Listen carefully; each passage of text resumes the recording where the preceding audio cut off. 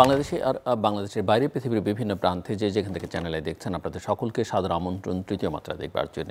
প্রিয় দর্শক, সাম্প্রতিক নানা বিষয় নিয়ে আলোচনার জন্য আমার সঙ্গে স্টুডিওতে রয়েছেন বাংলাদেশ সুপ্রিম কোর্টের দুজন আইনজীবী। আমার পায়ে বসা আছেন ব্যারিস্টার রাসনা ইমাম এবং ডানে রয়েছেন ব্যারিস্টার শিহাবুদ্দিন খান।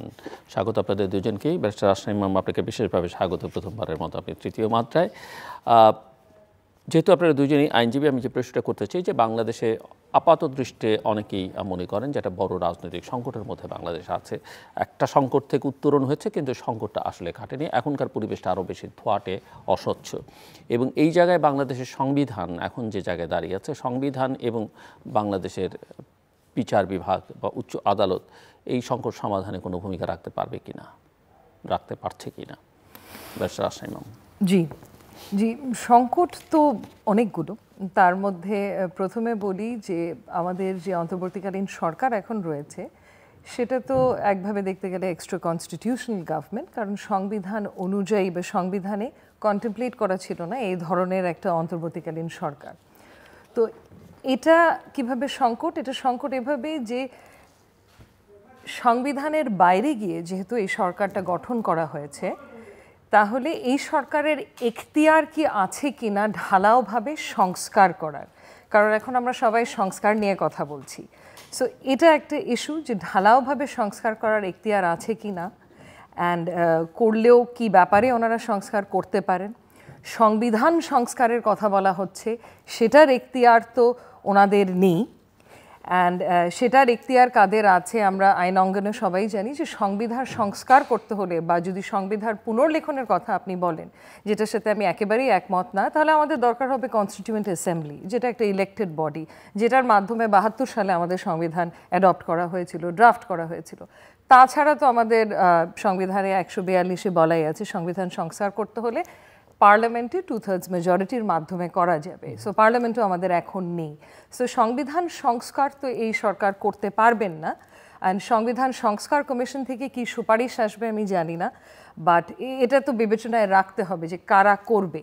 সো একটা ঐক্যমত তৈরি না করে যদি সুপারিশগুলো আসে, বিশেষ করে রাজনৈতিক একটা ঐক্যমত, তাহলে ওই সুপারিশগুলো আদৌ will it C the light off the day, we don't know. তো এটা একটা। আরেকটা আপনি সংকটের কথা বলছিলেন যে এই তত্ত্বাবধায়ক সরকারের ব্যাপারটা আমি একটু আনতে চাচ্ছি যে এটা কিন্তু একটা সাম্প্রতিককালে আদালতে 15th অ্যামেন্ডমেন্ট, 13th অ্যামেন্ডমেন্ট এগুলো নিয়ে যে মামলা বা নিষ্পত্তির অপেক্ষায় কিছু নিষ্পত্তি সিদ্ধান্ত আমরা দেখলাম, সেগুলো নিয়ে বিতর্ক আছে।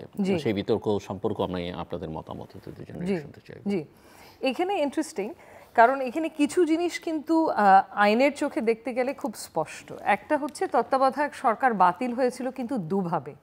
তত্ত্বাবধায়ক সরকারের ইন্ট্রোডাকশনটা হলো ত্রয়োদশ সংশোধনীর মাধ্যমে, 13th অ্যামেন্ডমেন্ট। সেটাকে আদালতে চ্যালেঞ্জ করা হলো, হাইকোর্টের রায় আসলো বাতিল করে, আপিল বিভাগের রায় আসলো জাস্টিস খায়রুল হক, চিফ জাস্টিস খায়রুল হক, এটাকে বাতিল করে। তো এটা কিন্তু একটা বাধা তত্ত্বাবধায়ক সরকারকে রিভাইভালের পথে, এবং এই বাধাটা কিন্তু এখনও আছে, কারণ সেই আপিলের রায়ের বিরুদ্ধে সিভিল রিভিউ পিটিশন এখনও আপিল বিভাগে পেন্ডিং। সো একটা ধারণা এমন একটা দেয়া হচ্ছে, আমি দেখছি সেটা গণমাধ্যমে হোক বা আমাদের আইন অঙ্গন থেকেও আসছে, যে রিভাইভাল হয়ে গেছে। রিভাইভাল কিন্তু হয়নি পঞ্চদশ সংশোধনীর জাজমেন্টের মাধ্যমে। পঞ্চদশ সংশোধনী যেটা তত্ত্বাবধায়ক সরকারকে আবারও বাতিল করেছে, এইটার রায়টা একটা সেকেন্ড বাধা। এই সংশোধনীটা একটা সেকেন্ড বাধা ছিল। এই বাধাটা তত্ত্বাবধায়ক সরকারের রিভাইভালের পথ থেকে এখন সরে গেছে, কিন্তু ত্রয়োদশ সংশোধনী রিভিউ পিটিশন যখন পর্যন্ত অ্যালাউ না করা হবে তখন পর্যন্ত কিন্তু সেই বাধাটা রয়ে গেছে। সো এখনও রিভাইভাল হয়নি। যদি বাধাটা সরে যায় এবং রিভিউ পিটিশন অ্যালাউ করে দেয়, যেটা হয়তো ইন অল প্রবাবিলিটি হবে, কারণ আমরা দেখছি যে এখন রাজনৈতিক সদিচ্ছে আছে, একটা স্বাধীন বিচার বিভাগও মোটামুটি স্বাধীনভাবে ফাংশন করতে পারছে। সো ওনারা হয়তো এটাকে প্রাধান্য দেবে, যেহেতু এটা এত গুরুত্বপূর্ণ একটা বিষয়। যদি হয়ে যায় তাহলে কিন্তু আরেকটা রাজনৈতিক সংকট সৃষ্টি হয়, কারণ রিভাইভালের অর্থই হচ্ছে তত্ত্বাবধায়ক সরকারের অধীনে তখন নির্বাচন করতে হবে, অন্তর্বর্তীকালীন সরকার না। এ ব্যাপারে কিছু ইস্যুজ আছে। একটা ইস্যু হচ্ছে গিয়ে তত্ত্বাবধায়ক সরকার যে ফর্মে ছিল সেই ফর্মটাও কিন্তু বিতর্কিত, কারণ তখন প্রধান হওয়ার কথা ছিল কার? ইমিডিয়েট সিনিয়র মোস্ট জাজ আপিল বিভাগের, যেটা নিয়ে বিএনপির আমলে আপনার তো মনে আছে নিশ্চয়ই যে একটা বিতর্কের সৃষ্টি হয়েছিল, কারণ ওনার জাজেসদের রিটায়ারমেন্ট এজটা বাড়ানো, বিচারপতি কে এম হাসান সাগা যেটা ছিল। তো তাহলে ওই আকারেই কি আমরা চাই? কারণ এখন কিন্তু একটা কনসেনসাস বিল্ড করছে, আমি দেখতে পাচ্ছি যে না, আমরা বিচার বিভাগকে তত্ত্বাবধায়ক সরকার থেকে আলাদা করতে চাই, কারণ এটা বিচার বিভাগের স্বাধীনতাকেও এফেক্ট করে এবং করে। একটা ক্যারেট ঝুলতে থাকে ওনাদের সামনে যে আমি যদি এই সরকারকে খুশি করি সেই ক্ষেত্রে আমি তত্ত্বাবধায়ক সরকারের প্রধান হব। সো যে ফর্মে ছিল তত্ত্বাবধায়ক সরকার সেই ফর্মে কি আমরা চাই তত্ত্বাবধায়ক সরকার? এই জিনিসগুলো কিন্তু কনসেনসাস বিল্ড করতে হবে, এক্সপ্লোর করতে হবে। এবং সেকেন্ড আরেকটা ওপিনিয়ন আমি দেখতে পাচ্ছি যে অন্তর্বর্তীকালীন সরকারকে কি আমরা রূপান্তর করতে পারবো নাকি তত্ত্বাবধায়ক সরকার? একেবারেই না।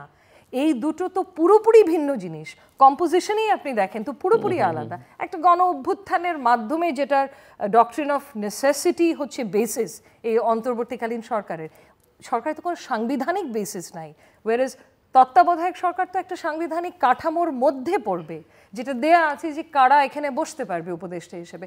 সো এই দুটো I can see a political crisis coming. যে এটা কি দেখেন, এটা কি যেমন ধরেন এই সরকারকেও তো একটা অপিনিয়ন সুপ্রিম কোর্ট দিয়েছে যে ঠিক আছে তারা ওত নিতে পারে সংবিধানের আওতায় বা সরকার পরিচালনা করতে পারে, যে একটা তত্ত্বাবধায়ক সরকার বিধান যদি ফেরত আসে এই অন্তর্বর্তীকালীন সরকার সেই সরকারের কাছে ক্ষমতা হস্তান্তর করলো, সেটা কি সম্ভব? অ্যাবসলিউটলি, এটা ছাড়া কিন্তু আর কোনো উপায় থাকবে না। তখন ওই সরকার নির্বাচন করবে, ওই সরকারের অধীনে নির্বাচন হবে, 90 দিন পর্যন্ত ওই সরকারের মেয়াদ থাকবে এবং অন্তর্বর্তীকালীন সরকারকে হ্যান্ড ওভার করতে হবে তত্ত্বাবধায়ক সরকারের কাছে। সো রিভাইভাল হলে তখন আমাদের এই প্রশ্নগুলোর সম্মুখীন হতে হবে, এবং এটাই ইজ দ্য অনলি ওয়ে। এখন রিভাইভালটা যদি পেছানো হয় যে নির্বাচনের পরে রিভাইভাল হবে, সেই ক্ষেত্রে আবার আরেকটা প্রশ্ন আছে, যে সংবিধানে আগে যেভাবে তত্ত্বাবধায়ক সরকার ছিল সেটা যদি ফেরত আসে তাহলে যে চিত্রটা দাঁড়াবে সেই চিত্র সকল রাজনৈতিক দল মেনে নেবে কিনা? যে এখানেই আমার প্রশ্ন, কারণ এই তাহলে যে চিত্রটা আসে immediate past chief justice, exactly, এবং তিনি কে তাকে এখনকার সেটা তো রাজনৈতিক দলগুলো, অ্যাক্টিভ রাজনৈতিক দলগুলো আসলে অ্যাবসলিউটলি। এই জন্যই আমি বললাম যে রিভাইভাল হলেও যে আকারে রিভাইভালটা হবে সেটা হচ্ছে অরিজিনাল যা ছিল সেটা তো এখন বাস্তবে, মানে এটা তো রিয়েলিস্টিকই হবে না। ইমিডিয়েট পাস্ট চিফ জাস্টিস তো আমরা জানি, তার আগের চিফ জাস্টিস, মানে যেগুলো আপনি সবগুলো অ্যাডজাস্ট করতে চাইলেন, সবগুলোই তো গত 15 বছর যারা ছিলেন এবং দলীয় কারণে যাদেরকে চিফ জাস্টিস বানানো হয়েছিল, তো এটা জনগণের কাছে কিভাবে অ্যাকসেপ্টেবল হবে? তো আমাদের অনেকগুলো ক্রিটিক্যাল প্রশ্নর সম্মুখীন আমাদের ভেরি সুন হতে হবে। তত্ত্বাবধায়ক সরকার রিভাইভাল হলেই যে অটোমেটিক সব সমস্যার সমাধান তা নয়, এটা আরো অনেকগুলো সমাধান মানে সমস্যার সৃষ্টি করতে পারে, যেটা আমি বললাম। আমি মনে হয় এই যে বর্তমান উদ্ভূত পরিস্থিতির যে প্রসঙ্গটি টেনেছেন সেখানে আমি খুব প্রাসঙ্গিকভাবে মনে হচ্ছে জীবনানন্দ দাশের ওই খুব পরিচিত দুটি কবিতার লাইন, অদ্ভুত আধার এক এসেছে পৃথিবীতে আজ, যারা অন্ধ সবচেয়ে বেশি আজ চোখে দেখে তারা। আমাদের রাজনৈতিক, সামাজিক, অর্থনৈতিক, একই সঙ্গে বিচারিক সমস্ত ক্ষেত্রে কিন্তু একটা হযবরল অবস্থা দেখা দিয়েছে। এই মুহূর্তে এটা বলার উপায় নাই যে সব কিছু স্ট্যাবল ওয়েতে এগোচ্ছে। আমি যদি রাশনাপার সাথে একটু ওই যেই সাম্প্রতিক যে 15 অ্যামেন্ডমেন্টের জাজমেন্ট এবং 13 অ্যামেন্ডমেন্টের যেটা রিভিউ পিটিশন যেটা পেন্ডিং আছে ওই প্রসঙ্গের সাথে যদি সংযুক্ত করি, আমার কাছে তো মনে হচ্ছে যে অন্তর্বর্তীকালীন সরকারের এই সময়ে যদি তারা সরকারের শুভাকাঙ্ক্ষী হতেন, আমি বলছি, আমি কারোর নাম উল্লেখ করছি না, এই রিট পিটিশনটা নিয়ে আসা এবং এটা দ্রুত শুনানির ব্যবস্থা করা, আমার কাছে মনে হয়েছে যে হ্যাঁ 15 অ্যামেন্ডমেন্টে অনেকগুলো সংশোধনী এসছে, অনেকগুলো হয়তো বা যেমন গণভোটের ইস্যুটা হয়তো বা প্রাসঙ্গিক হতে পারে, কিন্তু আমার কাছে মনে হয়েছে তত্ত্বাবধায়ক সরকারের ইস্যুতে এভাবে করে তাড়াহুড়ো করাটা আমার মনে হচ্ছে যে খুব বিচারিকভাবে বুদ্ধিমানের কাজ হয়নি। কারণ এই প্রসঙ্গটি কিন্তু আসলে খুব যৌক্তিকভাবে চলে আসছে যে তাহলে যদি আমরা ধরে নিই যে 13 অ্যামেন্ডমেন্টের যেই সিভিল রিভিউটা পেন্ডিং আছে ওটা শুনানি হয়ে গেল, 15 অ্যামেন্ডমেন্টের যে হাইকোর্টের জাজমেন্টটা হলো সেটারও অ্যাপিল ডিভিশনে গিয়ে হয়ে রিভিউও হয়ে গেল, ধরে নিলাম যে এটা যদি সদিচ্ছা থাকে বা ওই ইচ্ছে থাকে সেটা হয়ে গেল, তাহলে আসলে এই কেয়ারটেকার গভর্নমেন্ট সিস্টেমটার স্ট্যাটাসটা কী হবে বর্তমান রাষ্ট্র ব্যবস্থায়? এই ইন্টারিম গভর্নমেন্ট কি তত্ত্বাবধায়ক সরকারের যেই ফরম্যাট সেটাতে রূপান্তরিত হবে, নাকি এই গভর্নমেন্ট তারা ইলেকশন দেওয়ার পর পরবর্তী সরকার ব্যবস্থায় সেটা ইয়ে হবে, সেখানে আবার কিন্তু একটা বড় আইনগত ডিসপিউট দেখা দেওয়ার সুযোগ আছে। হ্যাঁ, এটা ঠিক, যদি 15 অ্যামেন্ডমেন্টের জাজমেন্টের এই আলোকে যদি ওটা অ্যাপিলেট ডিভিশনে গিয়ে সেই মর্মে যদি ডিরেকশন আসে, হয়তো বা প্রাসঙ্গিক আকারে আসতেও পারে যে বর্তমান যে ব্যবস্থাপনার মধ্যে অ্যাড ইন্টারিম সরকারের এই সময়ে সেটার প্রয়োজন আছে কি না, সেই ব্যাপারে হয়তো বা অ্যাপিলেট ডিভিশন কোনো তারা কোনো পর্যবেক্ষণ দিতে পারে, সেটা হয়তো বা একটা ওয়ে আউট হতে পারে। কিন্তু আমি এটার সঙ্গে সম্পূর্ণ একমত যে এটা কিন্তু একটি সত্যি সমস্যা সংকট পরিস্থিতির তৈরি করছে। আপনি জেনে থাকবেন যে এই তত্ত্বাবধায়ক সরকার ব্যবস্থা নিয়ে যত আগ্রহ, তত কিন্তু আমরা এটার যে লাস্ট সময়ে অর্থাৎ 2006 সালের পরে এটার যে কনসিকুয়েন্সেসগুলো আমরা দেখেছি, সেখানে কিন্তু আমরা একটা জিনিস খেয়াল করে দেখেছি যে আপনি যতই ব্যবস্থাপনার মধ্যে নিয়ে আসেন, আস্থা অনাস্থার ইস্যু, বিশ্বাস অবিশ্বাসের ইস্যু কিন্তু পলিটিক্যাল দলগুলোর মধ্যে কিন্তু রয়ে যায় বা তারা সেটা চর্চা করেন। এখন আপনি এই বর্তমান তত্ত্বাবধায়ক সরকারের যে ফরম্যাটে যেটা আছে, অর্থাৎ কে তত্ত্বাবধায়ক সরকারের প্রধান হবেন সেটা যাচাই করতে গিয়ে আবার উনি না হলে তারপরে কে হবেন, এটা কিন্তু একটা অনেক বড় সংকটের তৈরি করবে। এবং আপনি জানেন যে বিগত ফ্যাসিস্ট সরকারের আমলে যেই ব্যবস্থাপনায় রাষ্ট্র ব্যবস্থাকে রেখে গিয়েছে তারা, এগুলো কিন্তু বুমেরাং হয়ে কাজ করতে পারে। এবং আপনি এমন হতে পারে যেগুলো প্রেসিডেন্সের বাইরে গিয়ে, দৃষ্টান্তের বাইরে গিয়ে আপনাকে অনেক সিদ্ধান্ত নিতে হতে পারে, যেটা হয়তো বা ঐতিহাসিকভাবে পরবর্তী সময়ে কিন্তু সমালোচনার কারণ হয়ে দাঁড়াতে পারে। এরপরেও একটা কথা তো ঠিক যে আমাদের দেশে এখন পর্যন্ত যে জনমানুষের কাছে এই নির্দলীয় তত্ত্বাবধায়ক সরকারের কনসেপ্টটা সর্বাপেক্ষা গ্রহণযোগ্য একটি কনসেপ্ট ছিল। মানে আমরা যদি আমাদের 90 সালের পরের নির্বাচনী ব্যবস্থাগুলোর মধ্যে দেখি, আমাদের যে অভিজ্ঞতা, সেখানে আসলে একটি নির্দলীয় তত্ত্বাবধায়ক সরকারের প্রয়োজনীয়তা বা দল নিরপেক্ষ সরকারের প্রয়োজনীয়তা কিন্তু রয়েছে। এখন এই ব্যবস্থা আমার কাছে তো মনে হচ্ছিল যে এই যে অ্যাড ইন্টারিম সরকার যারা এখন বিভিন্ন কমিশন, বিভিন্ন বিষয়ে সুপারিশ করার করছেন, এই ইলেকট্রাল সিস্টেম নিয়েও তারা কমিশন করেছেন, 15 অ্যামেন্ডমেন্টের এই মামলার শুনানি এবং রায়ের আগ পর্যন্ত কিন্তু আসলে এই অ্যাড ইন্টারিম সরকারের তাদের পরে অথবা তাদের অনুপস্থিতিতে অথবা পরবর্তী সরকারের টেনিউরের পরে কি ব্যবস্থায় নির্বাচন সম্পন্ন হবে, এটা কিন্তু একটি সংস্কারের না হলেও রাজনৈতিক ঐক্যমত্যে পৌঁছানোর জন্য একটা গুরুত্বপূর্ণ জায়গা। সেই ব্যাপারে কিন্তু আমরা কোনো উদ্যোগ দেখি নাই। এখন সেই উদ্যোগটা যদি তাদের এখনও নেয়ার মতো মানসিকতা থেকে থাকে বা আগ্রহ থেকে থাকে, সেটা হয়তো বা সামনের দিনগুলোতে দেখা যেতে পারে, কিন্তু এখন পর্যন্ত কিন্তু আমরা সেটা দেখি নাই। যদি এই অবস্থাই থেকে থাকে, তাহলে কিন্তু সত্যিকার অর্থে একটি আইনগত সংকট সামনে আছে, যেটাতে হচ্ছে যদিও আমরা এই ইন্টারিম সরকারকে নানাভাবে নানা বিশ্লেষণে জুরিসপ্রুডেন্সিয়াল অনেক আলোকে এটা নিয়ে আলাপ আলোচনা হয়েছে যে এই ভ্যাকুমটা তো আসলে অনিবার্য, এই ভ্যাকুমের মধ্যে আসলে তারা সাংবিধানিক সেই ফ্রেমওয়ার্কের মধ্যে না থাকলেও আমরা তো এই সরকার ব্যবস্থাটাকে আসলে এমনভাবে আমরা প্রেজেন্ট করতে পারি না বা অ্যাড্রেস করতে পারি না যেটা অসাংবিধানিক। কারণ এটা আপনি জানেন যে তারা শুরুতে অ্যাপিলেট ডিভিশনের একটি রুলিং নিয়েছিল, পরবর্তীতে এটা নিয়ে কিন্তু বিস্তর আলাপ আলোচনাও হয়েছে। অর্থাৎ এই আপা যেটা বলেছিলেন যে ডক্ট্রিন অফ নেসেসিটির যে জায়গায়, আসলে তো এই সেই মানে বাস্তবতায় তো আমাদের ইগনোর করার সুযোগ নেই। তো সুপ্রিম কোর্ট যেটা বলেছে সেটা জাস্ট কোনো জাজমেন্ট না, জাস্ট একটা না, ওটা হচ্ছে অপিনিয়ন। ওটাই তো ওই আপৎকালীন সময়ে অ্যাপিলেট ডিভিশনের মতামত নেওয়া রুলিংটা, অর্থাৎ এটার একটা ফান্ডামেন্টাল লিগ্যাল বেসিস তৈরি করা। কিন্তু এটাও তো ঠিক যে এই প্রসঙ্গ তো থেকেই যাবে। এখন প্রসঙ্গক্রমে আমি এটাও আবার বলতে চাই যে 2008-9 সালে যেই সরকার, মানে আমি যদি বলি 111-এর যে সরকার, ওটাও কিন্তু আপনি সাংবিধানিক সরকার ছিল না।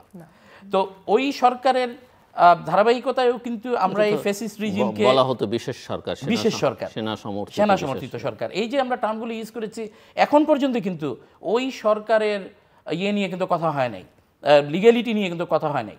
চমৎকার বিষয় হচ্ছে 15 অ্যামেন্ডমেন্টের যেই 7 ক খ, যেটা ওনারা এই ফ্যাসিস্ট হাসিনা সরকার যেটা করলেন, পাশ করেছিলেন, যেই কারণে তারা রাষ্ট্রদ্রোহিতার অপরাধ হিসেবে তারা সেটাকে বিবেচনা করতে চেয়েছেন, সেই একই অপরাধে তো এই যেই 111-এর বিশেষ সেনা সমর্থিত সরকারের কি বলে নিয়ন্ত্রণাধীন নির্বাচনে তারা যে নির্বাচিত হলেন, এটা তো একই প্রেক্ষাপটে হয়েছে। ওই আলোচনায় আসলে তো একইভাবে তারাও, তাদের ওই সরকার, ওই নির্বাচনও তো অবৈধ। মানে আপনি যদি সংবিধানের 7-এর ক খ, যেটা অসাংবিধানিকভাবে ক্ষমতা গ্রহণের, তো ওই সরকার তো অসাংবিধানিকই ছিল। আমার মনে হয় যে এই ইন্টারিম গভর্নমেন্টের লিগ্যালিটি নিয়ে প্রশ্ন করার এই পর্যায়ে আসলে সুযোগ নেই, এবং এটা থাকার উচিতও না, কারণ আমরা এমনিতেই মহা সংকটের মধ্যে যেটা আছি। ব্যারিস্টার রাশিদ ইমাম বলেছেন যে ডক্টরিন অফ নেসেসিটি, তো আমরা সেই এমনিতেই কারণে। মহা সংকটে কিন্তু আছি। আমি একটা অন্য প্রশ্ন তুলতে চাই, এটা আপনার কাছ থেকে প্রথমে আমি শুনতে চাই যে তত্ত্বাবধায়ক সরকার ফেরত আসলে জটিলতাটা কি, সেটা আমরা মোটামুটিভাবে আপনারা দুজনই স্পষ্ট করেছেন। এখন যে সরকারটি আছে, এই সরকারটি ওই ভূমিকায়, অর্থাৎ একটা নির্দলীয় নিরপেক্ষ সরকারের ভূমিকায় অবতীর্ণ হবার জায়গায় আছে কি না। 2007-8-এ সবাই সমালোচনা করেছে ওই সরকারের, আওয়ামী লীগ করেছে, বিএনপি করেছে, আবার সবাই তার অধীনে নির্বাচনে গেছে, কেউ নির্বাচন বর্জন করেনি। আওয়ামী লীগ বলেছে যে তারা তাদের আন্দোলনের ফসল তারা ওথ টেকিং সেরিমনিতে ছিল এবং তারা বৈধতা দিবে বলেই নির্বাচনের আগেই অঙ্গীকার করেছে। তো এরকম একটা পরিস্থিতি এই সরকারের জন্য ওই পরিস্থিতিটা আছে কিনা, কারণ সরকারের সঙ্গে আওয়ামী লীগের একটা দূরত্ব আমরা লক্ষ্য করতে পারছি যে সরকারের সঙ্গে বিএনপিরও এক ধরনের দূরত্ব বা মতবিরোধ, অন্যান্য রাজনৈতিক দল তো আছে। সব মিলিয়ে আপনারা কি মনে করেন ব্যারিস্টার রাশিদ ইমাম? জি, ধন্যবাদ। গুরুত্বপূর্ণ একটা প্রশ্ন। প্রথমে আমি বলবো যে প্রথমে এই সরকার যখন এসেছে তখন সকলের সমর্থন ছিল। সকল বলতে আমি এখানে রাজনৈতিক দলগুলোরও কথা বলছি, কিন্তু ইনক্রিজিংলি ডে বাই ডে যেটা হচ্ছে যে প্রথমত ধরেন ইলেকশন নিয়ে যে একটা ধোঁয়াশা এখনও রয়ে গেছে, যে এখনও এত মাস পরেও স্পষ্ট করে বলা হয়নি ইলেকশনের রোড ম্যাপ বা এক্স্যাক্ট টাইম ফ্রেম। একটা ধারণা পাওয়া গেছে যে বছর শেষে বা 2026-এর পরে। তো এটা নিয়ে তো আমি দেখতেই পাচ্ছি যে রাজনৈতিক দলগুলোর মধ্যে এক ধরনের অস্থিরতা দেখা দিয়েছেন। শুধু অস্থিরতা না, এটা এখন সন্দেহে পরিণত হচ্ছে যে আদৌ অন্তর্বর্তীকালীন সরকারের উদ্দেশ্যটা কি ক্ষমতায় থাকা। সো এটা একটা প্রবলেম দেখা দিচ্ছে যে আস্থাটা কিন্তু আস্তে আস্তে হারিয়ে যাচ্ছে, এবং যত দিন যাবে আমার ধারণা আস্থাটা আরও হারাবে, কারণ নির্বাচন যত পেছাবে তত আস্থাটা হারানোটাই স্বাভাবিক। আর এই আস্থা হারানোর পিছনে আরও কিছু কারণ আছে। আরেকটা হচ্ছে, কিছুদিন আগে আপনার যদি খেয়াল করে থাকেন, একটা খসড়া অর্ডিন্যান্স অন্তর্বর্তীকালীন সরকারের ওপরে পাবলিসাইজ করা হয়েছিল, এবং ওই খসড়া অর্ডিন্যান্সে বেশ কিছু প্রভিশন ছিল যেটা কিন্তু আপত্তিজনক একেবারে। তার মধ্যে একটা প্রভিশন মানে আমি অনেকবার পড়েছি, বিকজ আমার প্রথমে বিশ্বাস হচ্ছিল না যে এরকম একটা প্রভিশন থাকতে পারে। সেই বিধানটা কি ছিল, যে অন্তর্বর্তীকালীন সরকার যা কিছুই করুক না কেন সেটা আদালতে তোলা যাবে না, আদালতে তার বিরুদ্ধে কোনো অ্যাকশন নেওয়া যাবে না। এটা তো রীতিমতো একটা অটোক্র্যাটিক প্রভিশন হয়ে গেল। সো ওই খসড়াটা নিয়ে তারপরে আমি দেখলাম অনেক আলাপ আলোচনা বিতর্ক হয়েছিল, এবং ওই খসড়াটা হয়তো শেলফ করেছেন ওনারা, আমি জানি না। বাট এটা আরেকটা এক্সাম্পল যে কেন আস্থাটা আস্তে আস্তে হারিয়ে যাচ্ছে। একটা তো আমি বললাম যে ইলেকশন নিয়ে যে ধোঁয়াশা, সো যতদিন যাবে এটা বাড়তে থাকবে। এতদিন পর্যন্ত ওনারা আমাদেরকে আস্থা দিয়েছিলেন যে এতগুলো সংস্কার কমিশন করেছি, সংস্কার কমিশন প্রস্তাব এই মাসে বা আগামী মাসের মধ্যেই দেওয়া কথা। তারপরে তো আরেকটা ঐক্যমত কমিশনও গঠন করা হবে। তো আমরা তো কমিশনের পর কমিশন দেখছি, কিন্তু এখনও কোনো ক্ল্যারিটি পাচ্ছি না কেন ওনাদের মেয়াদ নিয়ে। ইলেকশন কবে হবে, ইলেকশন কার আন্ডারে হবে, এগুলো নিয়ে কিন্তু সুস্পষ্ট কিছু পাচ্ছি না। এখানে আরেকটা জিনিস, যে ইলেকশন সংক্রান্ত নির্বাচন কমিশনের একজন সদস্য সাক্ষাৎকারে আমি দেখছিলাম যে ওনারা সুপারিশে কিছু শর্ট টার্ম সুপারিশ করবেন, যে এগুলো বাস্তবায়ন করে যাতে ইলেকশনের যা মিনিমাম যা প্রয়োজন একটা সুষ্ঠু অবাধ ইলেকশন হওয়ার জন্য, আর কিছু লং টার্ম করবেন যেটা হয়তো নির্বাচিত সরকার যেটাই আসবে তারা বাস্তবায়ন করবেন। তো সেটা যদি হয় ভালো, কিন্তু এখনও এই ব্যাপারে এত ধোঁয়াশাটা is not a good sign. তো আমার মনে হয় এই ব্যাপারে ইমিডিয়েটলি ওনাদের ক্ল্যারিটি দরকার, এবং এই কমিশনগুলো যেভাবে কাজ করছে, মানে আমি যতটুকু দেখেছি নির্বাচন কমিশন, যেটা নির্বাচন সংস্কার কমিশন, সেটা কিন্তু এক্সটেন্সিভ পাবলিক কনসালটেশন করেছে। সেই মতামতগুলো নিয়েই আমি আশা করছি ওনারা সুপারিশগুলো করবেন। I cannot say the same for the other commissions. In particular সংবিধান সংস্কার কমিশন, আমি এক্সটেন্সিভ কনসালটেশন ওনাদের কাউকে করতে দেখিনি পত্রপত্রিকায়। তার অর্থ এটাই যে যে সুপারিশগুলো আসবে সেটা কি গ্রহণযোগ্য হবে সবার কাছে, সে ব্যাপারে কি খুব সহজে ঐক্যমত স্থাপন করা যাবে, এইসব প্রশ্ন কিন্তু আছেন। সময় তো চলে যাচ্ছে এবং এই অন্তর্বর্তীকালীন সরকার তো ল অ্যান্ড অর্ডার সিচুয়েশনও পুরোপুরি নিয়ন্ত্রণে এখনও আনতে পারেনি এবং এটা রিয়ালিটি। তো যত দিন যাবে ল অ্যান্ড অর্ডার সিচুয়েশন তো আরও খারাপের দিকে যাচ্ছে। এটার ল অ্যান্ড অর্ডার সিচুয়েশন কন্ট্রোলে আনতে হলে আমাদের নির্বাচিত সরকার দরকার, শক্তভাবে যে ল অ্যান্ড অর্ডার সিচুয়েশনটাকে কন্ট্রোলে আনতে পারে। তো এগুলো অ্যান্ড আরেকটা জিনিস যেটা আমরা এই যে মব জাস্টিস, যে মব জাস্টিস কিন্তু কারো পারপাস সার্ভ করছে না। এখানে যদি একটা ধারণা ক্রিয়েট করার চেষ্টা হয়েছিল যে মব জাস্টিস তো হচ্ছে মেইনলি আমাদের পতন হয়েছে যে সরকারের তাদের লোকজনের বিরুদ্ধে, কিন্তু সমস্যাটা হচ্ছে যে এই মব জাস্টিস কি ট্রুলি ভিকটিমসদের জন্য ন্যায় বিচার এনশোর করছে? ভিকটিমসদের তালিকায় জুলাই অগস্ট অভ্যুত্থানের যে ভিকটিমস ছিল, আমরা কিন্তু একটা খসড়া তালিকা দেখলাম প্রথম আলোতে আমি, যে একটা প্রিলিমিনারি তালিকা বের হয়েছে, 800 এতজন মারা গেছেন এবং শহীদ হয়েছেন এবং 11,000 সামথিং ইনজোর্ড হয়েছেন। এতদিন লাগলো একটা তালিকা করতে। ওনারা কি ন্যায় বিচার পেয়েছে? এটা তো একটা প্রায়োরিটি হওয়ার কথা ছিল এই সরকারে। ওনারা যখন প্রথম এসেছিল ওনারা বলেছিলেন এটা ওনাদের টপ প্রায়োরিটি হবে। মানে আমার জানা মতে, আমি যেহেতু আইনাঙ্গনের মানুষ, অনেকেই কিন্তু এখনো জানেও না মামলা কিভাবে ফাইল করতে হবে, পুলিশ স্টেশনে গিয়ে ওই সহযোগিতা পায়নি। কিন্তু পুলিশ যে এই গণহারে মার্ডার কেসগুলো ফাইল করছে এটা কিন্তু মবের সম্মুখীন হয়ে, আগের স্টাইলেই, আগে যে ম্যাল প্র্যাকটিসেসগুলো একদম গায়েবী মামলা সেই স্টাইলে এনারা কিন্তু ন্যায় বিচার পাচ্ছে না এখনো। সো ন্যায় বিচারের কথা আমরা যখন বলি, একদিকে যেরকম ভিকটিমস এবং অন্যদিকে হচ্ছে যাদের বিচার হচ্ছে তাদেরও তো কিছু সাংবিধানিক অধিকার আছে। এই যে কোর্ট প্রেমিসিসে মারধর, এগুলো কি খুব সহজে ম্যানেজ করা যেত না একটু সিকিউরিটি বাড়িয়ে?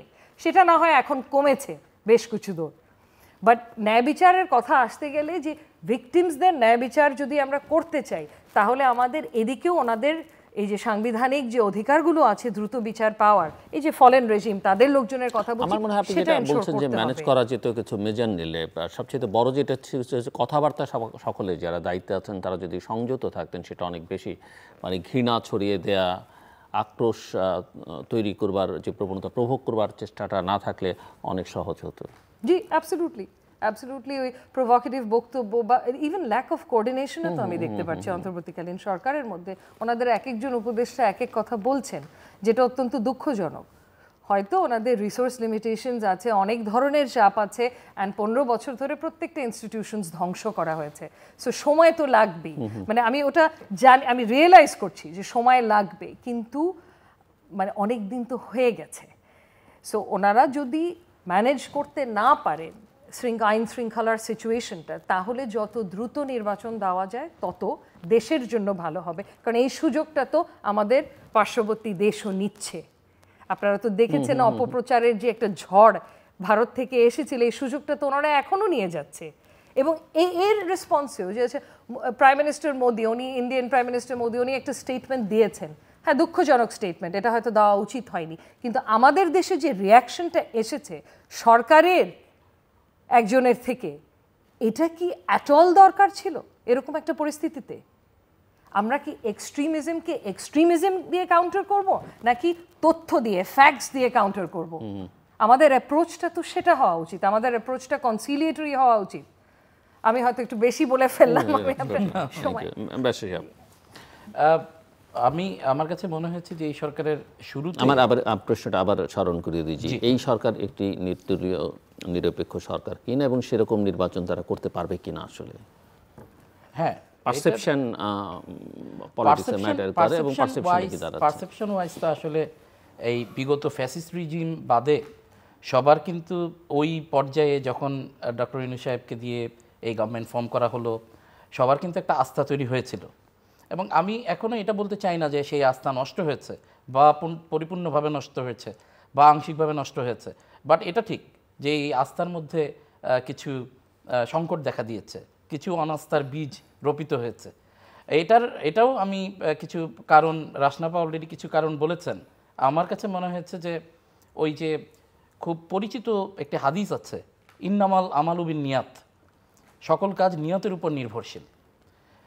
এই ইন্টারিম সরকার শুরুতে যে ফ্লাওয়ারি, যেই জাতিকে আলোকবর্তিকা দেখিয়েছিল, যেই কথাবার্তাগুলো দিয়ে জাতীয় ঐক্যমত্যের ভিত্তিতে আমরা যেই সংস্কার বা যেই ব্যবস্থাপনার উন্নয়ন, সুন্দর বাংলাদেশ, নতুন বাংলাদেশ করার, এটার কিন্তু একটি অ্যাসপেক্ট। আরেকটি অ্যাসপেক্ট হচ্ছে দেশে কিন্তু এই যারা অনির্বাচিত সরকার দিয়ে দেশ পরিচালনার মতো বাস্তবতা নেই। এখানে অনেক রাজনৈতিক দল আছে। আওয়ামী লীগের পতনের পর বিএনপি এই মুহূর্তে সবচেয়ে বৃহৎ রাজনৈতিক দল, এর সাথে কিন্তু অনেক গুরুত্বপূর্ণ রাজনৈতিক দল কিন্তু ফিল্ডে আছে।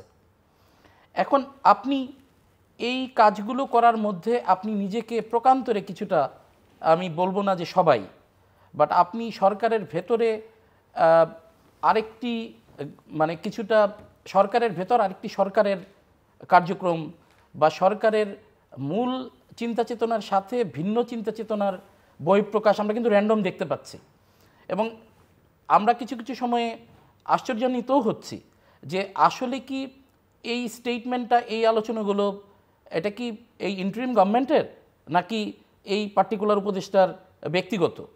যদি ব্যক্তিগতও হয়ে থাকে, সেটার এফেক্ট যদি তত্ত্বাবধায়ক এই ইন্টারিম সরকারের উপরে পড়ে, ব্যক্তিগত হবার কোনো সুযোগ নাই তো। না, ওটাই বলছি। তারা উনি যদি ব্যক্তিগতভাবেও যৌথভাবে দায়িত্বশীল, ফেসবুকে উনি যদি পোস্ট দেন বা নিজে ব্যক্তিগতভাবে বক্তব্য দেন, সেটা কিন্তু ইন্টারিম সরকারের উপরে এসে পড়বেই, কারণ he is a part of. Otherwise আপনাকে ওখান থেকে স্টেপ ডাউন হয়ে আপনাকে আদারওয়াইজ পলিটিক্স করতে হবে অথবা অ্যাক্টিভিস্ট হতে হবে। এখন এই যে সমন্বয়গুলো, এখানে আমরা একটা মেসাকার অবস্থা দেখতে পাচ্ছি। আমরা অনেক সময় অনেকে দুষ্টুমি করে বলে, এই যে আমরা বলি মাথাভারী প্রশাসন, এই ইন্টারিম সরকার হচ্ছে কমিশনভারী সরকার। অনেকগুলো কমিশন হয়েছে, যেই বিষয় আরও কিছু হচ্ছে এবং আরও মনে হয় চলতেই থাকবে। এই যেই কয়টা কমিশন হয়েছে, এই কমিশনের প্রত্যেকটির ডিপার্টমেন্ট রয়েছে। আমি যদি বলি দুদকের অফিস আছে, রেডি অফিস, নির্বাচন কমিশনের রেডি অফিস, মানবাধিকার কমিশনের রেডি অফিস। এরা নতুন করে আবার একটা কমিশন, নতুন করে অফিস সেট আপ, নতুন করে লোকবল, এই যে নিয়ে সময়ক্ষেপণ, এবং যেটা এখানে আলোচনা এসছে যে তাদের তো আসলে সাংবিধানিকভাবে আপনি হ্যাঁ অর্ডিন্যান্সের একটা বিষয় আছে, কিন্তু আপনি কি সমস্ত কিছু এই ইন্টারিম সরকারের আন্ডারে অর্ডিন্যান্স দিয়ে কি আপনি বাস্তবায়নের সেই প্রচেষ্টা বুদ্ধিমানের কাজ হবে? তাহলে আপনি এই যেই সমস্ত জায়গায় আমরা মৌলিক পরিবর্তনের কথা বলছি, অর্থাৎ নিরপেক্ষ সুষ্ঠু নির্বাচন এবং এখানে পুলিশি ব্যবস্থার উন্নয়ন, প্রশাসন ব্যবস্থায় স্থিতিশীলতা, আমরা এই সাংবিধানিক যেই আস্থা, জনকল্যাণে আরও কোনো ডিপার্টমেন্ট, বিশেষ করে সরকারি প্রতিষ্ঠানগুলোর মৌলিক মান উন্নয়ন, তো আপনি তাহলে করবেন কোন কাজটা আগে? এর মধ্যে আপনি যেটা হলো, আপনি জানেন যে this is very much open secret, যে এখানে সরকারের মধ্যে যারা অনেকে উপদেষ্টা হয়েছেন, আমি যদি খোলামেলা করে বলি ছাত্র প্রতিনিধি যারা হয়েছেন, তাদের যারা এলাই, তারা যে সংগঠন থেকে এসছে, তারা এখন একটি রাজনৈতিক দল তারা খোলার জন্য ঘোষণা অলরেডি দিয়েছেন। তো এই বিষয়গুলো তো এসে ওই যেটাকে বলে যে সরকারের আন্ডারে, সরকারের সহযোগিতায় যদি রাজনৈতিক দল গঠনের মতো প্রক্রিয়া হয়, তাহলে তো ওই যে কিংস পার্টি কনসেপ্টটা চলে আসবে। আমি রাজনৈতিক দল খোলা নিয়ে বা নতুন রাজনৈতিক দল হওয়া নিয়ে আমার কোনো অবজেকশন নেই, এটা হতে পারে, এটা গণতান্ত্রিক রাষ্ট্রে হওয়াটাও স্বাভাবিক। যদি এই যে যারা ছাত্র আন্দোলন করেছেন বৈষম্য বিরোধী, তারাও যদি রাজনৈতিক দল করতে চান, এই ব্যাপারেও আমি মনে করি কোনো অসুবিধা থাকার কথা না। কিন্তু আপনাকে কনফ্লিক্ট অফ ইন্টারেস্টটা বুঝতে হবে। আপনি সরকারের পার্ট হয়ে আপনি যদি এটা বোঝা যায় যে যারা এই রাজনৈতিক দল খোলার ঘোষণা দিচ্ছেন তারা সরকারি প্রোটোকল পাচ্ছেন, তারা বিভিন্ন এজেন্সির প্রোটোকল পাচ্ছেন, এই অবস্থা যদি চলতে থাকে, তাহলে এখানে যারা 10, 20, 25, 30 বছর ধরে, ইভেন 50 বছর ধরে যারা রাজনীতি করেন, যেই সমস্ত রাজনৈতিক দল, তাদের যে রাজনৈতিক চিন্তা চেতনা, তারা তো আস্থাহীনতায় ভুগবেন। তারা তো আস্তে আস্তে মনে করবেন যে আমাদেরকে বোধহয় মাইনাস করার বা কোনোভাবে সাইড আউট করার জন্য বোধহয় এই প্রক্রিয়া চলমান রয়েছে। এই জায়গাটায় আস্থায় আনার ক্ষেত্রে আমি মনে করি ইন্টারিম গভর্নমেন্টের তৎপরতার খুবই অভাব রয়েছে। এজন্য আমি শুরুতে ওই হাদিসটার রেফারেন্স দিয়েছি। যদি আপনাদের নিয়ত, সরকার প্রধান কি কোনো কারণে জিম্মি হয়ে পড়েছেন? কারণ আমার কাছে তো ডক্টর ইউনূস সাহেবকে খুব পার্সোনালি সম্পন্ন মানুষ মনে হয়। He has got guts. আমার মনে হয় যে ওনার ইন্টারন্যাশনাল কানেকশনস, ওনার জীবনের অভিজ্ঞতা সব কিছু মিলিয়ে আমি ইউনূস সাহেবকে খুবই গাঢ়সম্পন্ন মানুষ মনে করি, বাট আমরা পর্দার অন্তরালের অনেক কিছু হয়তো বা জানি না। যদি এরকমটা হয় যে নিয়ন্ত্রণহীনতাটা মাত্রাতিরিক্ত পর্যায়ে চলে যাচ্ছে, তাহলে তো আমাদেরকে প্রকান্তরে ভেবে নিতেই হবে যে উনি বোধহয় কোনো কারণে অসহায়ত্ব ফিল করছেন, বা ওনারও হয়তো বা অনেক জায়গায় হস্তক্ষেপ করার সুযোগ নেই, অথবা যেটা আমি বলছিলাম যে সরকারের ভেতর বোধহয় সরকারি ক্ষমতা চর্চার বোধহয় কোনো অনুশীলন তৈরি হয়েছে। এই জায়গাগুলো কিন্তু হবে ভয়ঙ্কর। দেখুন, আমরা কিন্তু একটি সুবর্ণ সুযোগ আমাদের সামনে এসছে। আমরা 16 বছরের যে ফ্যাসিস্ট শাসনামল দেখেছি, আমরা কিন্তু এর কোনো রিফ্লেকশন, এর কোনো রিজেম্বলেন্স আমরা দেখতে চাই না। আমরা কিন্তু এর কোনো দিক থেকে কোনো সিমিলার ফর্মের কোনো রাজনৈতিক চর্চা, সরকারি যারা সরকার ফর্ম করবেন তাদের মধ্যে, রাষ্ট্র পরিচালনার মধ্যে ওই ক্যারেক্টারিস্টিক্সগুলো থাকুক, এটা আমরা মনে প্রাণে চাই না। এটার কারণেই কিন্তু তাহলে তো এই যে হাজার হাজার ছাত্র জনতা জীবন দিল, তাহলে সেটার তো কোনো মূল্য থাকলো না। একই সঙ্গে আমার তো মনে হচ্ছে যে আজকে যেই কমিশনসগুলো করে আপনারা যে ব্যস্ততা, যে আপনাদের পেরিফেরি ওপেন করে ফেলেছেন, সেদিক থেকে কিন্তু যদিও দেখানো হচ্ছে যে ট্রাইব্যুনাল ফর্ম হয়েছে, সেখানে বিচারিক কার্যক্রম শুরু হয়েছে, কিন্তু খুবই দুঃখজনক যে আজকে কতজন ছাত্র জনতা, রাজনৈতিক কর্মী মারা গিয়েছেন সেটার আমরা পরিপূর্ণ লিস্ট পাইনি। খুব সম্ভবত সমকাল পত্রিকার নিউজ যে জাতিসংঘের যে মানবাধিকার যে ডিপার্টমেন্ট, সেখানে তারা চাওয়ার পরও গভর্নমেন্ট কিন্তু তাদেরকে তালিকা দিতে পারেন নাই। মানে ইটস হোয়াট এ শেম। তাহলে এই সরকারের যেই বেসিস, যেটা যাদের রক্তের উপরে দাঁড়িয়ে এই নতুন বাংলাদেশ গড়ার আমরা কথা বলছি, এই ডক্টর মোহাম্মদ ইউনূস সাহেবকে জনগণ প্রকান্তরে ম্যান্ডেট দিয়েছে, আমরা তো সেই লক্ষ্য থেকে তাহলে দূরে সরে যাব। আমরা বিচ্ছিন্নভাবে আহতদের কিছু সহযোগিতার আমরা চিত্র টিভিতে বা সোশ্যাল মিডিয়ায় দেখি, কিন্তু আসলে কি সত্যিকার অর্থে কতগুলো পরিবার এফেক্টেড হয়েছে এই গণহত্যার সেই দুর্বিষহ প্রক্রিয়ার মধ্যে, সময়গুলোতে কতগুলো ছাত্র জনতা আজকে এখন পর্যন্ত হাসপাতালে আছে, কারা অঙ্গহানি হয়েছে, কারা আমরা অনেকে চোখ হারিয়েছে, তাদের অনেক বর্ণনা আমরা ওই ফাউন্ডেশনসগুলোর বিভিন্ন প্রোগ্রামগুলো শুনতে পারি। কিন্তু আমাদের কাছে কিন্তু এখন পর্যন্ত এর পরিপূর্ণ তালিকা নিয়ে গভর্নমেন্ট সেগুলোকে অ্যাড্রেস করেছে, সেগুলোকে মানবিকভাবে সমাধানের চেষ্টা করেছে, আমরা কিন্তু সেটা দেখতে পাইনি। বরঞ্চ তারা, আমার কাছে মনে হয়েছে যে বিভিন্ন ইস্যুতে পিং পং খেলছেন। এবং আমরা এই কথাও স্পষ্ট যে তাদের আসলে, আপনি কিন্তু যে কোনো কাজ করার আগে আপনাকে লক্ষ্য স্থির করতে হবে। আমার কাছে মনে হচ্ছে যে তারা কিছু কিছু ক্ষেত্রে লক্ষ্যচ্যুত হচ্ছেন, নতুন লক্ষ্য নির্ধারণ করছেন, এগুলো কিন্তু ভয়ানক হবে। এবং আমরা কিন্তু ওই রাজনৈতিক বাস্তবতা দেখতে চাই না যেখানে পতিত ফ্যাসিস্টদের কোনো অংশের সহায়তা অথবা অ্যাক্টিভ অংশগ্রহণের মাধ্যমে এখানে কোনো আবার রাজনৈতিক আন্দোলন হোক, এমন কোনো প্রক্রিয়া শুরু হোক যেটাতে আসলে এই 5ই আগস্টের যে অর্জন সেটা ভুলুণ্ঠিত হয়। আমরা কিন্তু সেই ধরনের আতঙ্ক বোধ করলেও সেটা বাস্তবে দেখতে চাই না।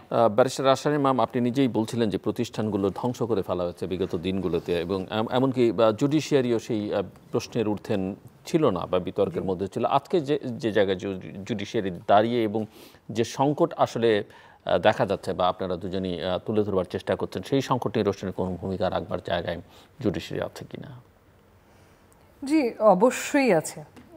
একটা গুরুত্বপূর্ণ জায়গায় জুডিশিয়ারি আছে, কারণ জুডিশিয়ারির সাংবিধানিক দায়িত্বটা কি, আমরা যদি সেখান থেকে শুরু করি, সেটা হচ্ছে এক্সিকিউটিভ বা নির্বাহী বিভাগের যদি ক্ষমতার কোনো অপব্যবহার হয়ে থাকে, সেটার বিরুদ্ধে জুডিশিয়ারি অ্যাকশন নিতে পারে আর্টিকেল 102 এর মাধ্যমে, যে রিটের মাধ্যমে, রিট জুরিসডিকশন যেটা দেয়া হয়েছে সুপ্রিম কোর্টে, হাইকোর্ট বিভাগকে। তো জুডিশিয়ারি গুরুত্বপূর্ণ ভূমিকা রাখতে পারে যদি তাদের মনে হয় যে বর্তমান ও নির্বাহী বিভাগ কোনো ধরনের অপব্যবহার করছে তাদের ক্ষমতার। এটা একটা। দ্বিতীয়টা হচ্ছে যে আমি একটু অ্যাড করব, আমার সহবক্তা যেটা বলছিলেন যে এই আপনার আগের যে প্রশ্নটা ছিল যে ইলেকশন ইলেকশন যদি এই সরকারের অধীনে করতে হয় সেক্ষেত্রে এই সরকারকে নিরপেক্ষভাবে সবাই দেখছে কিনা, সেই জায়গায় আছে কিনা। এখানে যে কথাটা উনি যুক্ত করলেন অত্যন্ত গুরুত্বপূর্ণ, যে সরকারের মধ্যে যারা আছেন তারা এখনো সরকার থেকে না বেরিয়ে পলিটিক্যাল পার্টি যদি ফর্ম করে তাহলে তো সরকারের পৃষ্ঠপোষকতায় সেই পলিটিক্যাল পার্টি ফর্ম করা হবে। সেই পার্টি যখন নির্বাচনে যাবে তাহলে এই সরকারকে কিভাবে নিরপেক্ষ দেখা হবে? এটার সলিউশন খুব কমপ্লিকেটেড না। যদি ওনারা পলিটিক্যাল পার্টি ফর্ম করতে চান, সরকারে যারা আছেন কয়েকজন, সেক্ষেত্রে তাদের পদত্যাগ করতে হবে। পদত্যাগ করে ওনারা পলিটিক্যাল পার্টি ফর্ম করুক, তারপরে নির্বাচনে যাক। তাহলে নিরপেক্ষতার অ্যাটলিস্ট অপটিক্সটা একটু বেটার হবে, কারণ আপাতত অপটিক্সটা একেবারেই নিরপেক্ষ না। এটা জাস্ট যুক্ত করতে চাচ্ছিলাম। এবার কামিং ব্যাক আপনার প্রশ্নটাতে, যে জুডিশিয়ারি অত্যন্ত গুরুত্বপূর্ণ ভূমিকায় আছে, যেটা আমি বললাম যে ওনাদের রিট জুরিসডিকশনের মাধ্যমে ওনারা নির্বাহী বিভাগের অপব্যবহার ক্ষমতার এগুলোকে থামাতে পারে, চেক হিসেবে কাজ করে। এছাড়া ধরেন ঢালাওভাবে যে হত্যার মামলাগুলো ফাইল করা হচ্ছিল, এগুলো যখন কোর্টে উঠবে তখন এগুলো যদি কোনো এভিডেন্স না পাওয়া যায় সেক্ষেত্রে এগুলো বাতিল করতে পারে, খারিজ করতে পারে। জুডিশিয়ারি যদি ট্রুলি ইন্ডিপেন্ডেন্ট হয়ে থাকে অ্যান্ড আদৌ ইনভেস্টিগেশন যদি স্বাধীন হয় অ্যান্ড জুডিশিয়ারি যদি স্বাধীন হয় অ্যান্ড তারপরেও যদি কোনো এভিডেন্স না পাওয়া যায় সেক্ষেত্রে এগুলো খারিজ করতে পারেন। আরেকটা হচ্ছে যে আমার সহবক্তা একটা কথা বলেছিলেন যে এই 15th অ্যামেন্ডমেন্টে যে জাজমেন্টটা হয়েছে এটা কি আমাদের বিচার বিভাগের স্বাধীনতা নিয়ে কিছু বলে কিনা। কারণ অনেকেই এমন একটা ধারণা তৈরি হয়েছে যে এটা তো খুব কনভিনিয়েন্ট, এখন সরকারও এটা চাচ্ছেন, তাই বিচার বিভাগও এরকম একটা রায় দিয়েছেন। এখানে কিন্তু আমি একটু দ্বিমত পোষণ করতে চাবো যে এটার ভিত্তিতে আপনি জুডিশিয়ারির স্বাধীনতা এখন বিচার করতে পারবেন না। এটার কারণটা হচ্ছে 15th অ্যামেন্ডমেন্ট আমাদের সংবিধানের 142 ধারায় যে ক্ষমতাটা দেওয়া হয়েছে সংবিধান সংশোধন করার, সেই ক্ষমতার অপব্যবহারের কিন্তু একটা ফল 15th অ্যামেন্ডমেন্ট। মানে আমি বলবো one of the worst examples of abuse of that power by any government হচ্ছে পঞ্চদশ সংশোধনী। সো পঞ্চদশ সংশোধনীটা বাতিল করা যে কোনো গণতন্ত্রের জন্য অত্যন্ত প্রয়োজনীয়। কারণটা হচ্ছে সিম্পল, আপনি যদি তত্ত্বাবধায়ক সরকারের কথা চিন্তা করেন, তত্ত্বাবধায়ক সরকার ব্যবস্থার আন্ডারে যে নির্বাচনগুলো হয়েছে সেগুলোকে কম্পেয়ার করলেই হয় দলীয় সরকারের আন্ডারে নির্বাচনগুলোর সাথে। এটা তো কোনো কম্প্যারিজনই নাই। যেগুলো তত্ত্বাবধায়ক সরকারের আন্ডারে হয়েছে এগুলো গ্রহণযোগ্য ছিল, আর বাকি 3টা নির্বাচন কি আমি তো বলাই বাহুল্য এটার গ্রহণযোগ্যতা নিয়ে। সো তাহলে তত্ত্বাবধায়ক সরকার আমাদের দরকার গণতন্ত্রের জন্য, কারণ তত্ত্বাবধায়ক সরকারই এনশোর করবে যে সুষ্ঠু অবাধ নির্বাচন যাতে হতে পারে, অংশগ্রহণমূলক নির্বাচন। আর অংশগ্রহণমূলক নির্বাচন যদি না হয় তাহলে গণতন্ত্র কিভাবে আমরা পাবো? গণতন্ত্রের পয়েন্টটাই তো হচ্ছে নির্বাচিত প্রতিনিধিদের দিয়ে দেশ পরিচালনা করতে হবে। সো এটা কিন্তু ডেমোক্রেসির সাথে ইন্টারলিঙ্কড, এবং এটাকে ধ্বংস করা হয়েছিল পঞ্চদশ সংশোধনী নিয়ে। মানে আমি যদি সেই বিচার বিভাগে সেই বিচারকের পজিশনে বসতাম আমার খুব একটা সময় লাগতো না রায়টা দেয়ার, এটাকে বাতিল করে আংশিকভাবে, if not anything else. So এটা দিয়ে বিচার করা যাবে না। কিন্তু আগামীতে গিয়ে এমন অনেক, ধরেন আরেকটা হচ্ছে যে এখন আমরা দেখতে পাচ্ছি যে বিএনপির বিরুদ্ধে যে মামলাগুলো করা হয়েছিল আওয়ামী লীগ আমলে সেগুলো একটার পর একটা খালাস হচ্ছে। তো এটা নিয়ে নানা ধরনের প্রশ্ন হচ্ছে যে এখানে একটা ব্যাপার আছে, আওয়ামী লীগের আমলে ইনভেস্টিগেশনগুলো এবং মামলাগুলো কোনোটাই নিরপেক্ষ ছিল না, কোনোটাই স্বাধীনভাবে ইনভেস্টিগেশন করা হয়নি। তো সেক্ষেত্রে যদি সেক্ষেত্রে খালাস হওয়ার অর্থই যে এখন বিচার বিভাগ স্বাধীন না তা কিন্তু নয়। আর যদি অনেক প্রশ্ন জাগে, অনেক সন্দেহ থাকে, আবার রিইনভেস্টিগেশন করা উচিত দরকার হলে। কারণ খালাস হয়ে গেছে তার অর্থ তো এই না যে কেউ তো দোষী, কেউ না কেউ তো দোষী। হয়তো যাদেরকে অভিযুক্ত করেছিলেন তারা না, অন্য কেউ দোষী। সেক্ষেত্রে ইনভেস্টিগেশন আবার ওপেন করা উচিত, আইডেন্টিফাই করার জন্য যে কারা আদৌ দোষী। সো এমন মামলাও সেই সময় হচ্ছে যে ঘটনাই ঘটে না মামলা করে দেওয়া হয়েছে, অ্যাবসলিউটলি ফিকটিশিয়াস যে মামলাগুলো, ভুয়া মামলাগুলো, মানে হয়রানি করার জন্য। সো সেগুলো তো ধরেন ইমিডিয়েটলি খারিজ করে দিতেই পারে। বাট যেগুলো নিয়ে একটু বিতর্ক আছে সেই ক্ষেত্রে তো ইনভেস্টিগেশন আবার বড় বড় কেসগুলো যেগুলো বলছেন আলোচিত যেগুলো। জি, আমি না ওই শেষের অংশ দিয়ে যদি শুরু করি, আসলে আওয়ামী লীগ আমলে যে রাজনৈতিক মামলাগুলো হয়েছে এর আমি তো বলবো যে 98% হয়রানিমূলক, এবং এগুলো রাজনৈতিক নেতাকর্মীদেরকে নিঃশেষ করে দেওয়ার জন্য, রাজনৈতিক অ্যাক্টিভিটি যাতে না করতে পারে, মিছিল মিটিং না করতে পারে, এলাকায় না থাকতে পারে, এগুলোই মূলত এর উদ্দেশ্য ছিল। হ্যাঁ, এর বাইরে যে ইনসিডেন্টসগুলো, এর মধ্যে আমরা সাবোতাজ, এগুলোর কথা শুনি, সরকারের বিভিন্ন এজেন্সির কথা শুনি, এই জাতীয় ঘটনাগুলো আছে। এখন এটা ঠিক যে আমি যতটুকু জানি যে বিএনপির বিরুদ্ধে যে মামলাগুলো এখন খালাস পাচ্ছেন, অব্যাহতি পাচ্ছেন, এগুলো মূলত বেশিরভাগগুলোই পুলিশি তদন্ত প্রতিবেদন সাবমিটের পরে তাদেরকে খালাস দেওয়া হচ্ছে, অর্থাৎ সেগুলো প্রমাণিত হয়নি মর্মে পুলিশি তদন্ত রিপোর্ট দাখিলের মাধ্যমে। ওগুলোর একটি বিরাট অংশের মামলা আমি যতটুকু আমার ব্যক্তিগতভাবে, যেহেতু আমি রাজনৈতিক মামলা পরিচালনায় আমার কিছু অভিজ্ঞতা রয়েছে, আমি দেখেছি যে ওগুলো আসলে মামলাগুলো পেন্ডিং করে রাখা এবং ওগুলোর মাধ্যমে সেই নেতাকর্মীদেরকে নিয়মিত আদালতে হাজিরাতে ব্যস্ত রাখা এবং তাদেরকে প্রয়োজন অনুসারে বিভিন্ন মামলায় বিভিন্ন সময় গ্রেপ্তার দেখানোর এই প্রক্রিয়াটা তখন ওই ফ্যাসিস্ট রিজিম তারা একটা প্রক্রিয়া হিসেবে নিয়েছিল।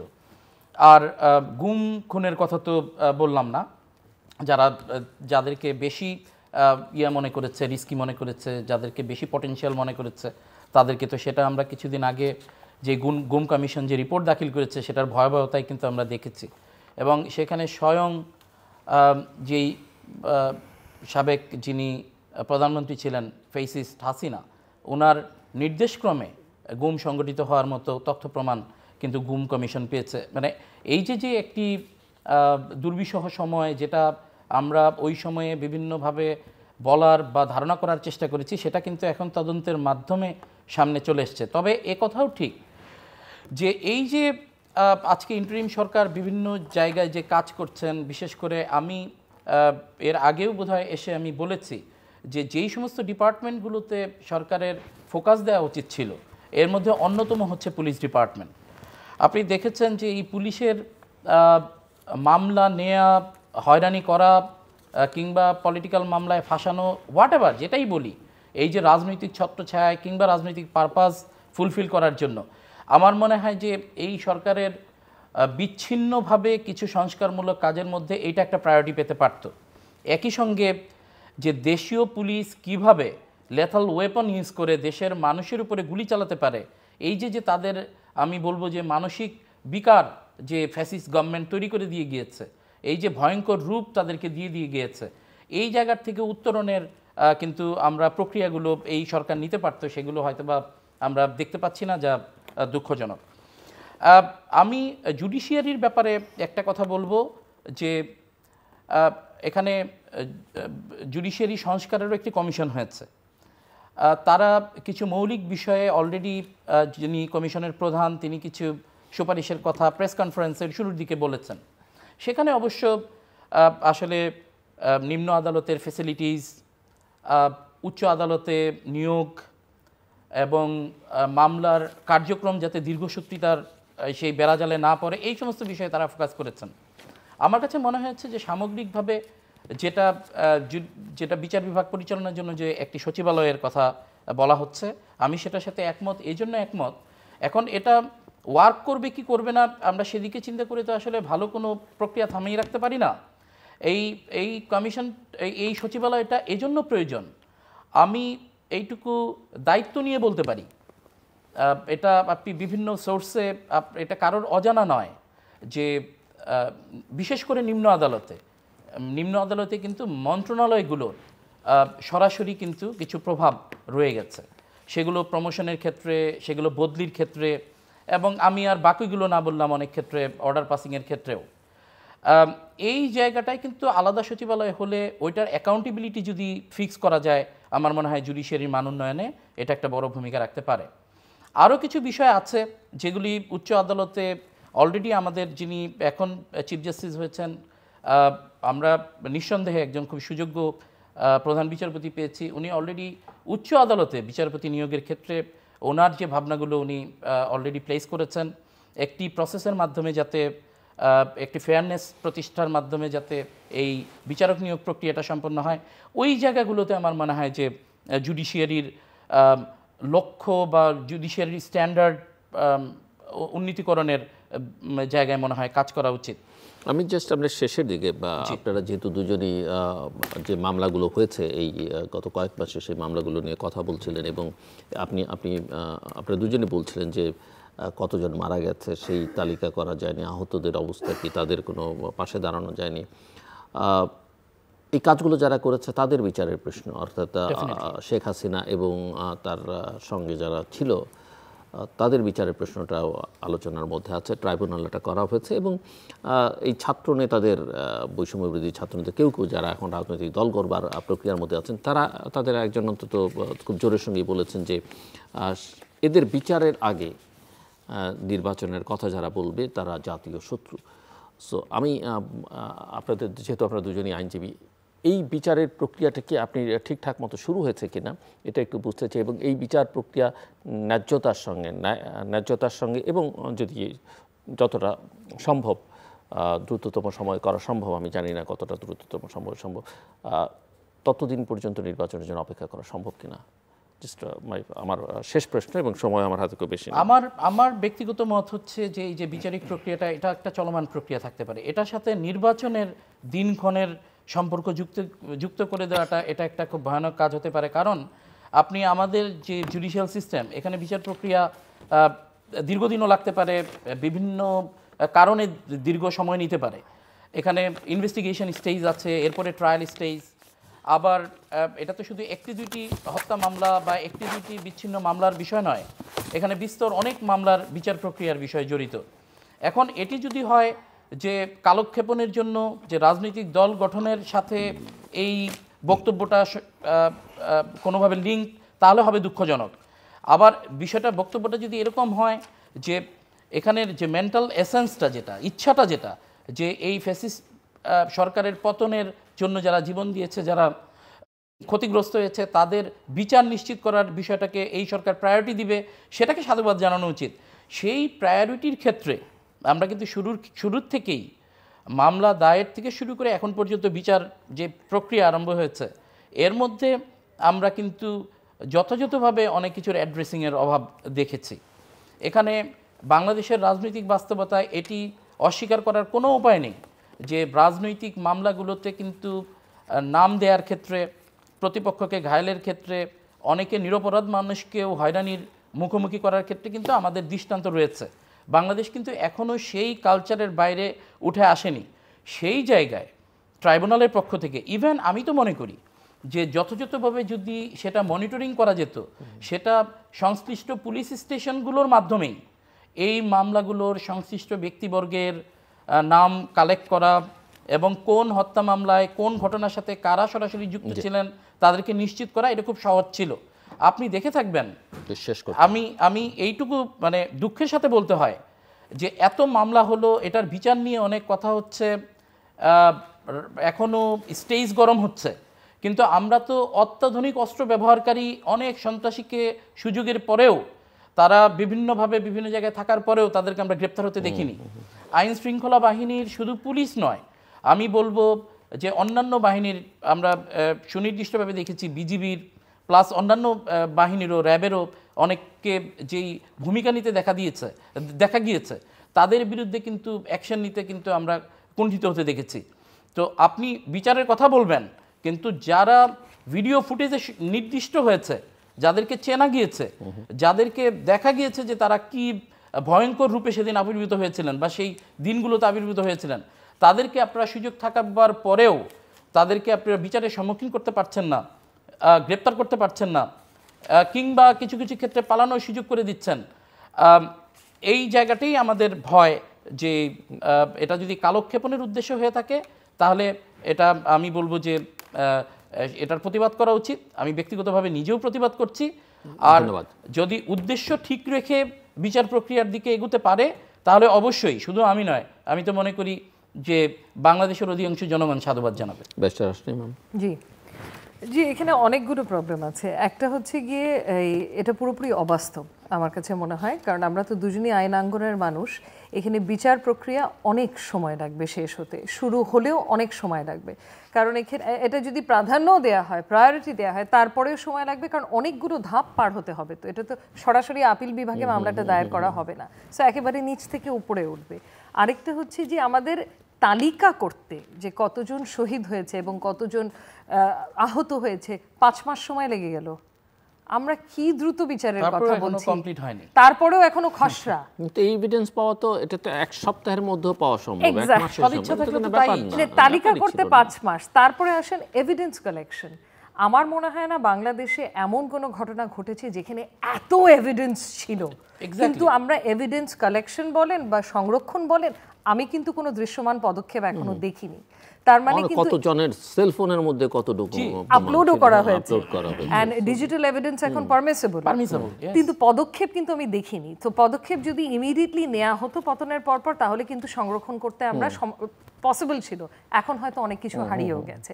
সো এভিডেন্স কালেকশন, তালিকা, তারপরে মামলা দায়ের করা, তারপরে মামলা প্রত্যেকটা ধাপ পার হয়ে উপরে আপিল বিভাগ পর্যন্ত যাওয়া, it is next to impossible যে এই বিচার প্রক্রিয়া শেষ হবে নির্বাচনের আগে। তাহলে আমাদের বহু বছর অপেক্ষা করতে হবে, সেটা তো একেবারে অবাস্তব। তো তাহলে কি হবে? আচ্ছা, এবার আমি আইনজীবী হিসেবে বলছি, লিগালি কি কোনো বাধা আছে আওয়ামী লীগের নির্বাচন করার ক্ষেত্রে? নেই, কারণ আওয়ামী লীগকে তো নিষিদ্ধ ঘোষণা করা হয়নি। আর নিষিদ্ধ ঘোষণা করার ব্যাপারেও তো এখানে আইনি অনেক সমস্যা, জটিলতা আছে। কারণ আমরা পাস্টেও দেখেছি যে সন্ত্রাস দমন আইনের আন্ডারে একটা এক্সিকিউটিভ অর্ডারের মাধ্যমে গেজেট নোটিফিকেশন করে নিষিদ্ধ ঘোষণা করে দিল, ওটা উল্টাতেও 1 মিনিট লাগে, যেটা জামাতের ক্ষেত্রে হয়েছে। ইনফ্যাক্ট ওখানে তো রায়ও ছিল ওনাদের রেজিস্ট্রেশন বাতিল করে, সেটাও এখন আপিল চলমান। তো কিভাবে আমরা রেজিস্ট্রেশনটা বাতিল করব? করলেও এটা উল্টাতে কতক্ষণ লাগবে? সো আপাতত কোনো বাতিল করা হয়নি, তার মানে কিন্তু লিগালি কোনো বাধা নেই। বাস্তবতা অন্য জিনিস, জনগণ কি চায় সেটা অন্য জিনিস। আচ্ছা, এবার যদি আমরা আসি যে ব্যক্তি, মানে আওয়ামী লীগের ব্যক্তি কি এখন নির্বাচনে দাঁড়াতে পারবে কিনা, সেক্ষেত্রে আমাদের সংবিধানে বলা আছে যোগ্যতা অযোগ্যতা কি মেম্বার অফ পার্লামেন্ট হতে হলে। সো সিম্পল, যদি কনভিকশন হয়ে থাকে কোনো মামলায়, পারবে না। আচ্ছা, কনভিকশন তো এই নতুন জুলাই অগস্ট থেকে উৎপত্তি যে মামলা, বা 15 বছরের কুকর্ম থেকে উৎপত্তি যে মামলা, সেগুলোর কনভিকশন তো অনেক দেরি আছে, তো সেটাও কিন্তু অযোগ্যতার না। ডুয়াল সিটিজেনশিপে অনেককে আটকানো যাবে, কারণ এদের অনেকেরই ডুয়াল সিটিজেনশিপ ছিল, তো সেটা একটা অযোগ্যতা। আরেকটা জিনিস যেটা সেদিন আমার চোখে পড়েছে, আমি এটা নিয়ে খুব একটা এখনো গবেষণাও করিনি নিজে, কিন্তু আর্টিকেল 66-এ আমাদের সংবিধানের একটা বিধান আছে এই যোগ্যতা অযোগ্যতা নিয়ে মেম্বার অফ পার্লামেন্টের। তিনি কোনো আইনের দ্বারা বা অধীন অনুরূপ নির্বাচনের জন্য অযোগ্য যদি হন, তার অর্থ যে আমাদের রাষ্ট্রপতি থিওরিটিক্যালি স্পিকিং যদি এখন একটা অর্ডিন্যান্সের মাধ্যমে যোগ্যতা অযোগ্যতা নিয়ে একটা পাশ করে যে কোন ক্ষেত্রে যোগ্য কোন ক্ষেত্রে অযোগ্য, সেভাবে কিন্তু থামানো যেতে পারে। তবে সেটা কিন্তু সবার জন্য প্রযোজ্য হবে, দল নির্বিশেষ। এবং সেখানেও কিন্তু আমাদের মানে তাদের যে সাংবিধানিক অধিকার আছে দ্রুত বিচারের এবং ওগুলো থেকে, মানে সেটাও একটা রিজনেবল, আরবিট্রারি কিছু হলে ওই আইনটাও তখন অসাংবিধানিক হয়ে যাবে। সো সংবিধানের সাথে সামঞ্জস্যপূর্ণ যদি একটা অর্ডিন্যান্সের মাধ্যমে প্রেসিডেন্ট যোগ্যতা অযোগ্যতা নিয়ে একটা আইন করে, সেক্ষেত্রে হয়তো অনেকজনকে এই বিশেষ পরিস্থিতি দেখিয়ে থামানো যেতে পারে, নির্বাচন অযোগ্য বলে ঘোষণা করা যেতে পারে। বাট এগেন এটা নিয়ে কিন্তু গবেষণা আরো করতে হবে। আমি জাস্ট বলে দিলাম যে আছে কিছু একটা। সেখানে এমনিতেও এক্সক্লুড করার ক্ষেত্রে তো আসলে আইন, কাউকে এক্সক্লুড করে আইন করার ক্ষেত্রে তো কিছু ভিউ রয়েছে যে ওটাকে তো আসলে জুরিসপ্রুডেন্সিয়ালি ওটাকে হয়তো বা সবাই সাপোর্ট করবে না। এক্সক্লুড তো আমরা করতে পারবো না, বড় রাজনৈতিক দলগুলো চাইছেন ক্রাইটেরিয়া দিয়ে দিতে যদি পারি, ক্রাইটেরিয়া সেট করতে পারে যেটা সবার জন্য প্রযোজ্য, অন্যান্য রাজনৈতিক দলের সাথে এটা কনসেনসাস এনে যদি করতে পারে। কারণ হচ্ছে এটা ঠিক যে আপনি এমন কোনো গোষ্ঠীকে এমন কোনো সুযোগ দিয়ে রাখা ঠিক হবে না যারা ঠিক কিছুদিন আগে যেই ভূমিকা জনসাধারণের উপরে চালিয়েছে সেটার রেমিফিকেশন তারা কোনোভাবে ভোগ করবে না, তাদের সেটা রেমিফিকেশনও তাদেরকে সাফার করা উচিত বা ফিল করা উচিত। দর্শক অনুষ্ঠানের শেষ প্রান্তে আমরা সামাজিক যোগাযোগ মাধ্যম ফেসবুক, এক্স এবং ইউটিউবে রীতিমাত্রা লাইভ স্ট্রিম হচ্ছে, আপনারা দেখতে পারেন। টেলিভিশনের পর্দায় দেখতে না পারলে যে কোনো সময় যে কোনো স্থান থেকে ইউটিউবে রীতিমাত্রা চ্যানেলটি সাবস্ক্রাইব করি পর্ব বা পুরোনো পর্বগুলো আপনারা দেখতে পারেন। ব্যারিস্টার শিহাবুদ্দিন খান এবং ব্যারিস্টার আসিন ইমাম, অসংখ্য ধন্যবাদ আলোচনা নেবার জন্য। দর্শক, যে সরকার এখন আছে এই সরকারের জনসমর্থন বা প্রয়োজনের নিরিখে তৈরি হওয়াটা সরকার, কিন্তু বৈধতার এক ধরনের সংকট কিন্তু খুঁজলে পাওয়া যেতে পারে। কিন্তু সেই সংকটটা গভীরভাবে দেখা যাবে বা তীব্র হয়ে উঠবে যখন সরকারটা ডেলিভার করতে পারবে না বা জন আকাঙ্ক্ষা পূরণ করতে পারবে না। ইতিমধ্যেই তারা সেই পথে হাঁটছে এবং অনেক অপরিণামদর্শিতার পরিচয় দিয়েছে। স্বচ্ছতার অভাব করেছে, জবাবদিহিতার ধার তারা ধারছেন না, কিছু কিছু অসৎ উদ্দেশ্য পরিলক্ষিত হচ্ছে, অর্থাৎ তারা নিরপেক্ষ ভূমিকায় থাকতে পারছেন না, অন্তত সবাই না হলে সরকারের একটা অংশ, বেশ শক্তিশালী অংশ এই প্রক্রিয়ার মধ্যে আছেন। এই জায়গায় দুজনেই মনে করেন যে সংস্কারের যে কথাবার্তাগুলো বলা হচ্ছে এগুলো কতটা করতে তারা পারবেন সেটা নিয়ে যথেষ্ট সংশয় আছে। যেটুকু একটি ভালো নির্বাচন মানে আমরা সবাই জানি এটি অবাধ, সুষ্ঠু, গ্রহণযোগ্য, অংশগ্রহণমূলক, শান্তিপূর্ণ এবং আন্তর্জাতিক মানসম্পন্ন নির্বাচন, যেটা দীর্ঘদিনের বাংলাদেশের মানুষের চাও, সেরকম একটা নির্বাচন করবার জন্য যেখানে যেটুকু সংস্কার করা দরকার, এবং সেটা অবশ্যই জাতীয় ঐকমত্যের ভিত্তিতে, রাজনৈতিক দলগুলোর ঐকমত্যের ভিত্তিতে সেই নির্বাচন আয়োজন করাটাই হবে তাদের একমাত্র কাজ। এবং সেটা করতে পারলে তারাও বেঁচে যাবেন, দেশও বেঁচে যাবে এবং সামনের দিকে এগিয়ে যাওয়ার পথটা সুগম হবে। আমাদের সঙ্গে থাকবার জন্য অসংখ্য ধন্যবাদ, আপনাদের সবার জন্য শুভকামনা।